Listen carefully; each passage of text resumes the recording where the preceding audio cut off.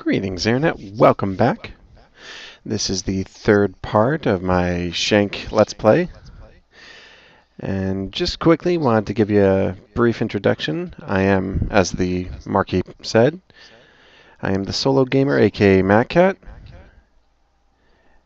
And today we'll be doing the third part of the SHank playthrough, which will be the train and the boss battle with the APU.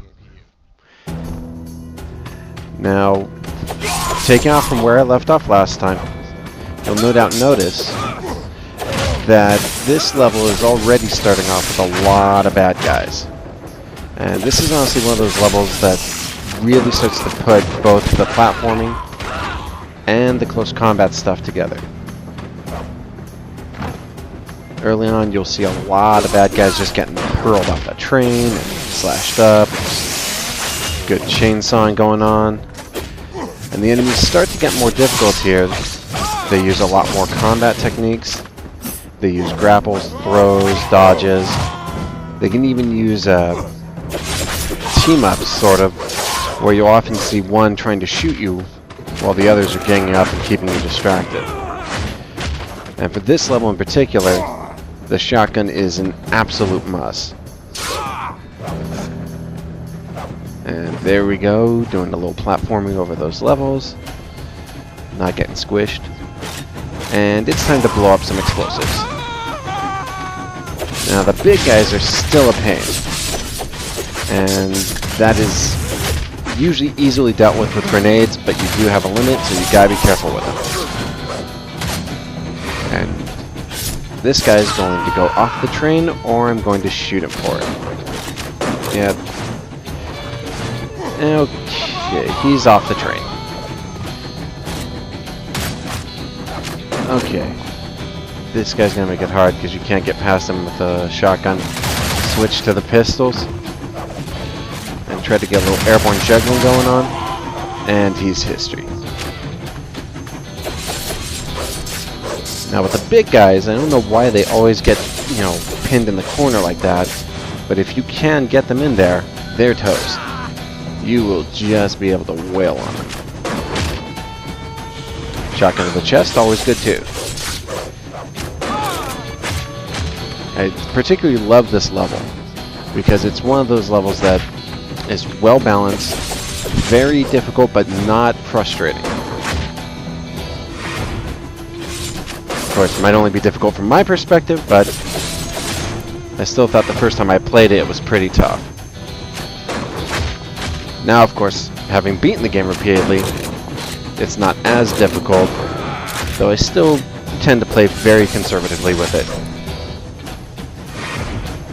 And pounce, stab, smash, and he's done.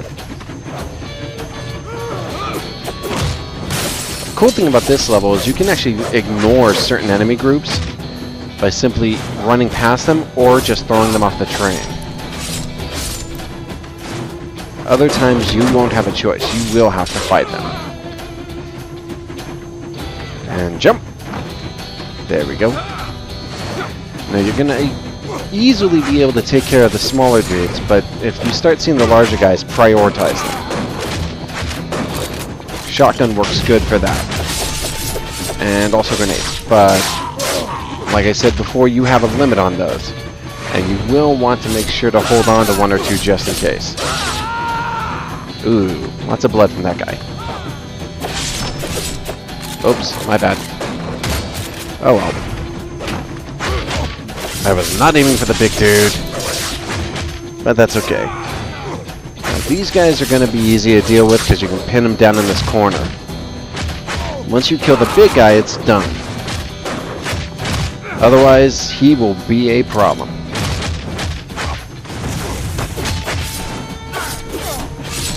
See, there you go. Booze, all the booze. And more doggies. I particularly dislike this area, because they keep throwing dogs at you every like 10 seconds.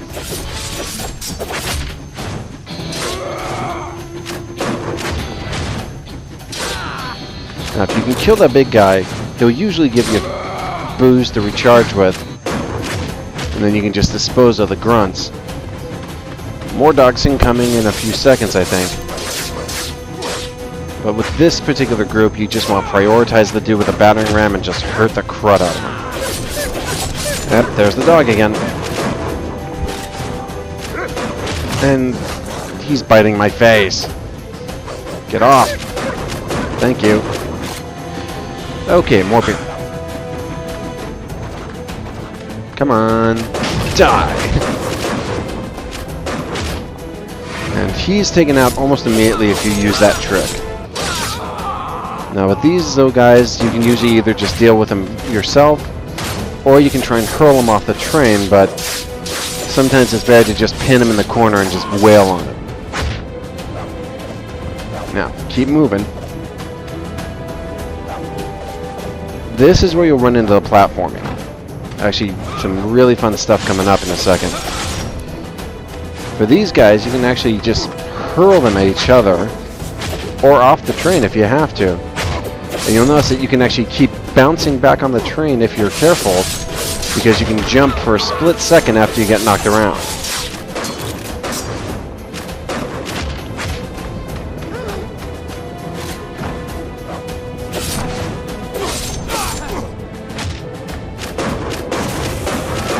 Okay, he's dealt with.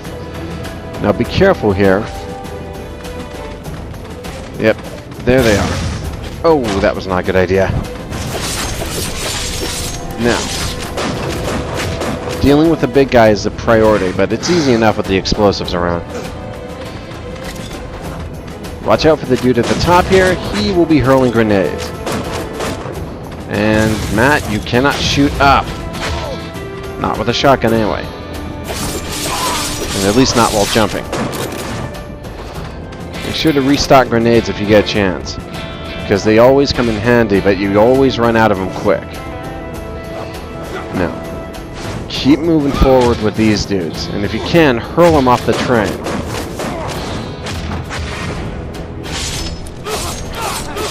Ooh. That's going to be cleanup. Feel sorry for whoever has to wash this train when you're done. The tracks are going to need some work too. Now, who throws grenades in close quarters?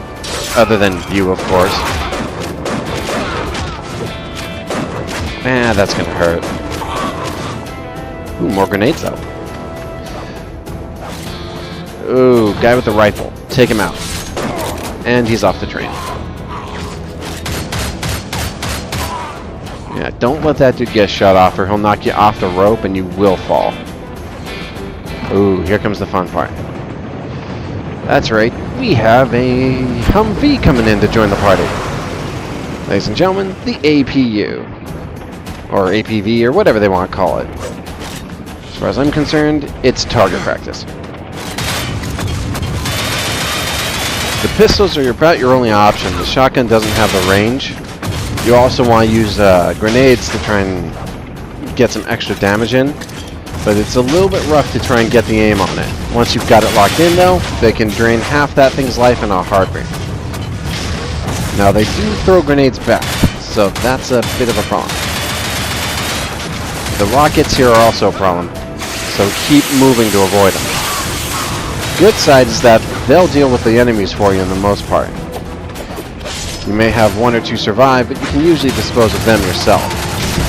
And they drop grenades usually. Very handy. Now here's something that's going to be funny. You'll watch as I hurl all these grenades and blow the thing up, but because the same time I instantly fell off the train, it's actually going to reset and make me do the whole boss battle again. Note to self, even if you win, if you die, you still lose. That being said, that is a cool cutscene. Cool thing is you start right where you left off, so you can just get right back to work and take care of the APV. And skip the cutscene since we've already seen.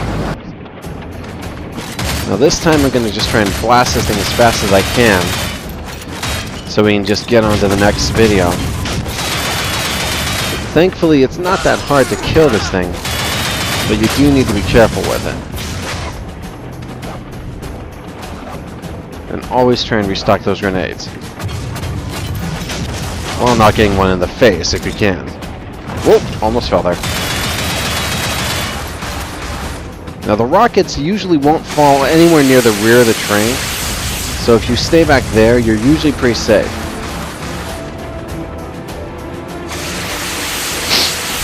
And they will fire 2 bursts in most cases, and then you can go back to fighting them.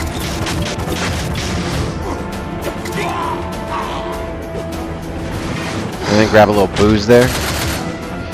Alright, now, you'll notice that I'm trying to keep these guys pinned down because they'll refill my grenades, while also trying to not fall off the train again. Now, this is not the hardest boss fight, but it can be irritating, because sometimes those grenades will just bounce you all over the place and make it hard to get in position.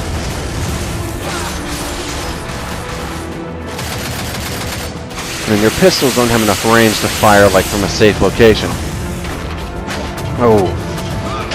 So what you want to do is get up there on top again.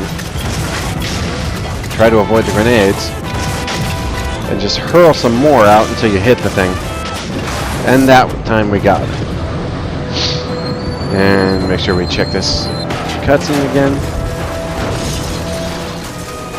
I said it before, but I really like the art style on this. It's just, I do love that sort of 2D animation style. And that concludes this video. Next time, we'll do part 3, Meat Plant and Butcher.